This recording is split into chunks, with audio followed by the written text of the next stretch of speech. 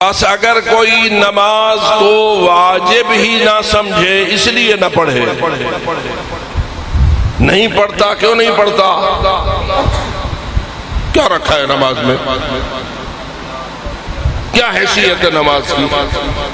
جسے امام نے فرمایا تخفیف صلاۃ، نماز کی اہمیت کو گھٹانا، اتنا گھٹانا کہ نماز کو کچھ نہ سمجھنا۔ اگر کچھ نہ ہوتی تو محمد مصطفیٰ کیوں نماز پڑھتے؟ اگر کچھ نہ ہوتی تو آل محمد کیوں پڑھتے؟ اگر کچھ نہ ہوتی تو بی بی زہرا کیوں پڑھتی؟ اگر کچھ نہ ہوتی تو اس اونٹوں کے بے پالان اونٹوں پر قیدی دختر زہرا کیوں پڑھتی؟ کسی سے چھپی ہوئی ہے؟ سارا اگر 24 گھنٹے کے سفر ان آل محمد کے قیدیوں کے لیے ہوتے تھے تو کیا بیویاں نماز نہیں پڑھتی تھیں؟ حالانکہ قیدی ہوتی تھی، اتارتے بھی نہیں تھے، لیکن میں قربان جاؤں ان قیدی بیویوں پر جو اونٹ کی پشت پہ بھی نماز کو نہیں چھوڑتی۔ تو اس لیے ان مقررین، ذاکرین، خطباء، منبر والوں پر آنے والوں کا علاج کیجئے جو تم سے لے کر تمہیں بے نماز بنانے کی سازش کر رہے ہیں۔ لہذا نماز کو واجب نہ سمجھنا کیا ہے؟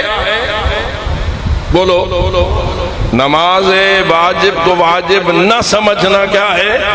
کفر ہے۔ اب ذرا کفر کو آگے بڑھیے۔ شوہر ہو گیا کافر، نکاح رہے گا یا نہیں؟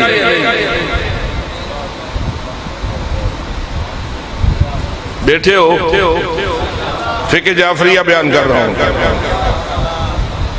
شوہر ہو گیا کس لحاظ سے کافر؟ نماز نہیں پڑھتا، واجب ہی نہیں ہے نماز، کیا رکھا ہے نماز میں؟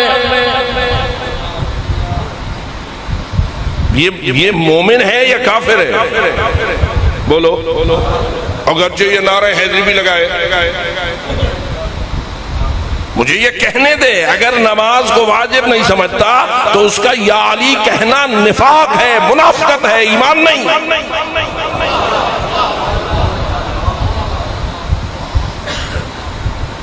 کیا خیال ہے یہ لوگ جو تمہارے جلوسوں میں آ کے کالے لباس پہ کے، ہاتھ میں کڑیاں ڈال کے، ہاتھ میں عقیقہ ڈال کے یا علی کہتے ہوئے آ کے بم باندھ کر منفجر کرتے رہے، یہ کیا تھے؟ نعرے تو یا علی کے لگا رہے تھے اور آ کے تمہارے مومنوں کو شہید کر گئے، یہ منافقت کر رہے تھے یا نہیں؟ کس چیز میں؟ ولایت۔ اسی میں منافقت کر رہے تھے، ظاہراً ولایت کا نعرہ لگا رہے تھے، اندر ولایت میں منافق تھے۔ تو معلوم ہوا جس طرح توحید میں کوئی منافق ہو سکتا ہے، نبوت اور رسالت میں کوئی منافق ہو سکتا ہے، ایسے ہی کوئی ولایت و امامت میں بھی منافق ہو سکتا ہے۔ ظاہر میں علی، اندر میں کوئی اور بلاؤ۔ تو اس لیے سن لے، غور سے سن لے، ان عورتوں کو بھی بتا رہا ہوں، ان مردوں کو بھی بتا رہا ہوں کہ جن کے شوہر اگر بے نماز ہو نماز کو واجب نہ سمجھنے کی وجہ سے، یا بیوی بے نماز ہو نماز کو واجب نہ سمجھنے کی وجہ سے، تو نکاح ختم۔